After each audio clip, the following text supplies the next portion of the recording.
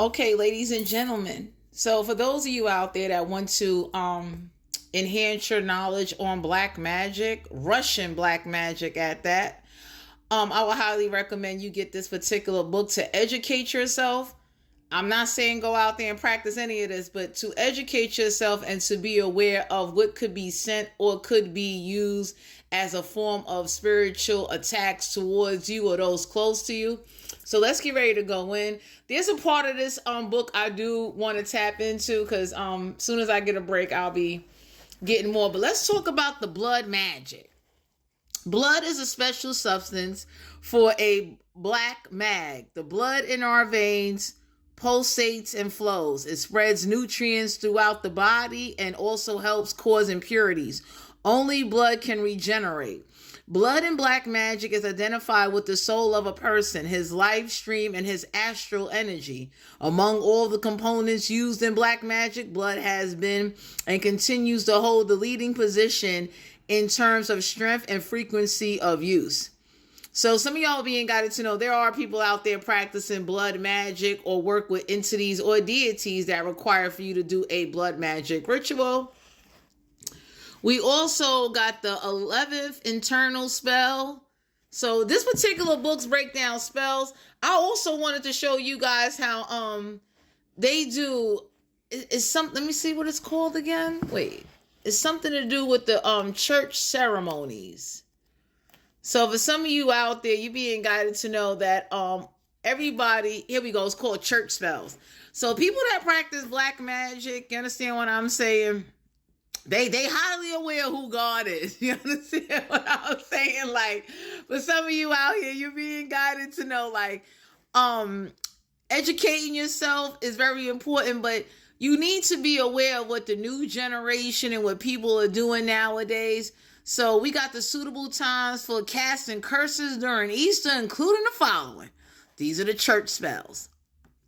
So some of y'all need to know, like, people are cursing people on holidays. They're gathering elements at the church. We got the white curse ritual. Some of y'all need to know that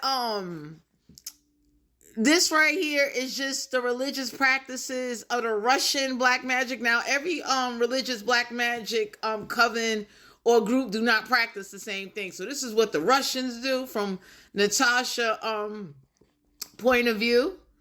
Okay, and I was very surprised because, you know, I'm the kind of person, I like to educate people. I do not tell people to go out there and start wasting your money. You understand what I'm saying? Especially with the price of eggs right now. You just might want to hold off. But daily black rituals, old black magic rituals, which are conducted by black mags in churches, are diverse. It is impossible to list them all, much less describe them. Therefore, just a few are described below. So we got the transfer of a curse or illness, and it's breaking down what you need. So for some of you out here, you got people that are struggling, that kind of lose faith in the nigga upstairs, and they turn to this. And I would tell anybody, like, whatever you do, educate yourself. But please do not lose your faith or lose yourself or forget who you are. Even if you do study black magic or do black magic, please do not do that. Because what happens is that the darkness or the practice can overtake you and you forget who you are and you lose a sense of who you are. But y'all being guided to know, people are transferring curses and illnesses like a Metro card. It's like, you know, we got, hold on. So they basically letting it be known what to say, what to do. And this is what Russian black magic, this is not all black magic. So you're being guided to know that each culture of black magic, like Egyptian black magic is different. Haitian, Dominican black magic, those are all different types of black magic. So we're dealing with Russian black magic. The ritual for removing sickness in the church. In the black mag's life, anything can happen, and therefore he must be always ready for anything. People get sick, but not everyone is given the opportunity to give their illness to someone else, as if they were wearing clothes. However, with the help of black mag, there is an option it can be done. If the illness has exhausted the black mag body, then it can be conveyed in a very simple way. So some of y'all being guided to know, the way the Russians look at it from, Natasha's point of view is that you could transfer over a curse, black magic to somebody else through photos, through words, through personal sayings. You understand what I'm saying? And I highly recommend you educate yourself, because we're in spiritual times now where you got young people practicing this. Can you imagine a teenager put a curse on you because you told them no to something? Or they put a curse on their parents because their parents didn't let them go out with their boyfriend or girlfriend. So for those of you out there that got teenagers and kids, you better watch who they hang with. A strong curse. The mag, and I like the way Natasha broke it down. People that practice black magic, they call the mag. The mag must obtain the tibia of a hangman. In the Middle Ages, corpses hung on the gallows until the birds completely picked up all the flesh, and then the bones lay under the gallows. A mag could pick up the tibia and return home. There the mag put the bone on the altar and recite. So they're using real dead human skeleton bones in Russian black magic. They ain't playing.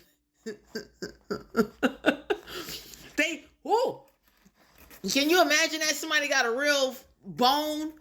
We got sexual binding rituals. So sexual binding does exist. So for those of you out there, if you're dealing with people that they don't want to hear it, or they want to believe like, the way some people walk around, it's like, nah, that ain't real.